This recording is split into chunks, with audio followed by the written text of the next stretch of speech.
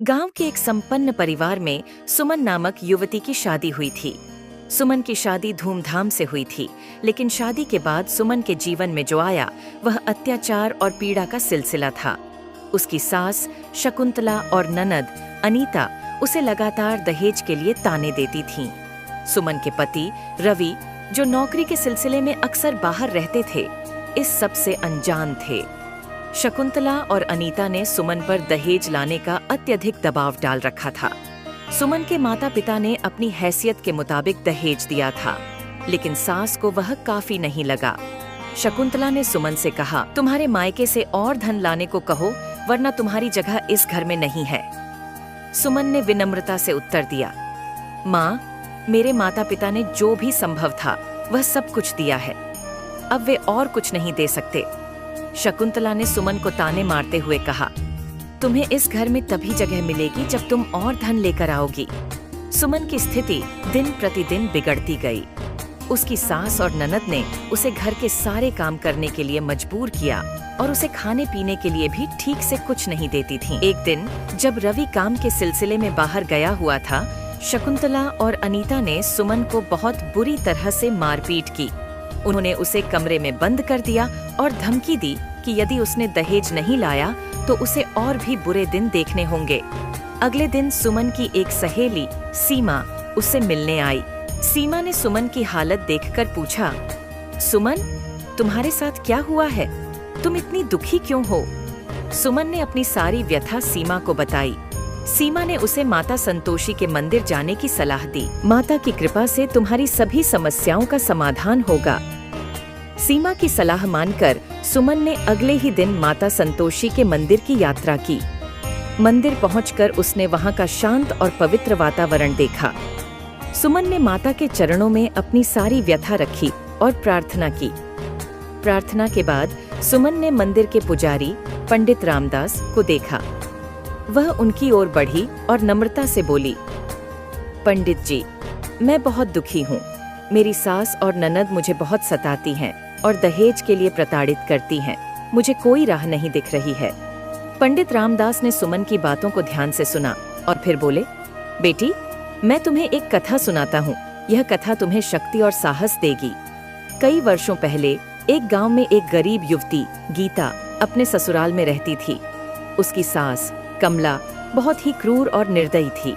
कमला हमेशा गीता को ताने मारती और उसे बेवजह काम में उलझाए रखती। कमला का अत्याचार दिन प्रतिदिन बढ़ता जा रहा था। कमला ने गीता पर दहेज लाने का दबाव डालना शुरू कर दिया। गीता के माता पिता ने जितना संभव था उतना दहेज दिया था, लेकिन कमला को वह काफी नहीं लगा। उसने गीता से कहा, तुम्हारे मायके से और धन लाने को कहो, वरना तुम्हारी जगह इस घर में नहीं है।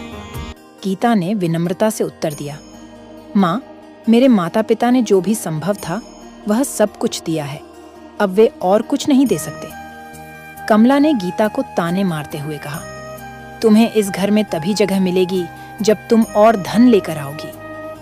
गीता की स्थिति दिन प्रतिदिन बिगड़ती गई। उसकी सास और ननद ने उसे घर के सारे काम करने के लिए मजबूर किया और उसे खाने पीने के लिए भी ठीक से कुछ नहीं देती थी। गीता ने माता संतोषी के चरणों में अपनी सारी व्यथा रखी और प्रार्थना की।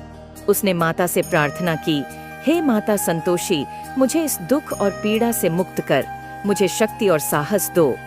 माता संतोषी की कृपा से उसी दिन गीता के लिए एक चमत्कार हुआ। एक धनी व्यापारी ने गीता को अपने घर काम करने का प्रस्ताव दिया। गीता ने उसे स्वीकार किया और वहाँ काम करने लगी। उसकी मेहनत और ईमानदारी ने व्यापारी और उसके परिवार का दिल जीत लिया। गीता ने अपने नए काम को पूरी मेहनत और निष्ठा से किया। व्यापारी ने गीता को अपनी बेटी की तरह मान लिया और उसकी सारी जरूरतें पूरी की। गीता की सफलता देखकर उसकी सास कमला को अपनी गलती का एहसास हुआ। कमला ने गीता से माफी मांगी और उसे वापस घर आने के लिए कहा। गीता ने माता संतोषी की कृपा से अपनी सास को माफ कर दिया और दोनों के बीच की दुश्मनी समाप्त हो गई।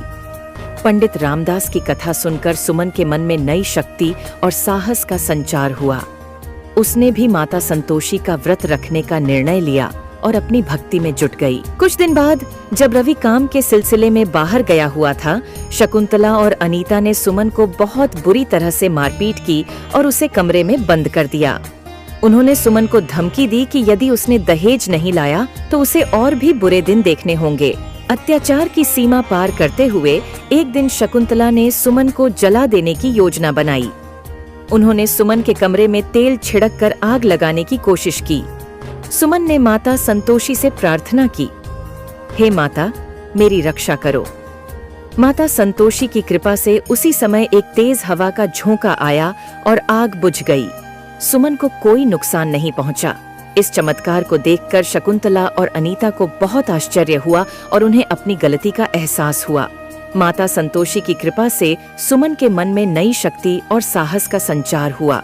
उसने अपनी सास और ननद को माफ कर दिया और उनके साथ प्रेम और सहनशीलता से रहने लगी। धीरे धीरे उसकी सास और ननद का व्यवहार बदलने लगा। माता संतोषी की कृपा से सुमन का जीवन भी सुख और शांति से भर गया। उसकी सास और ननद ने उसे प्यार और सम्मान देना शुरू किया और सुमन ने माता संतोषी के व्रत का पालन किया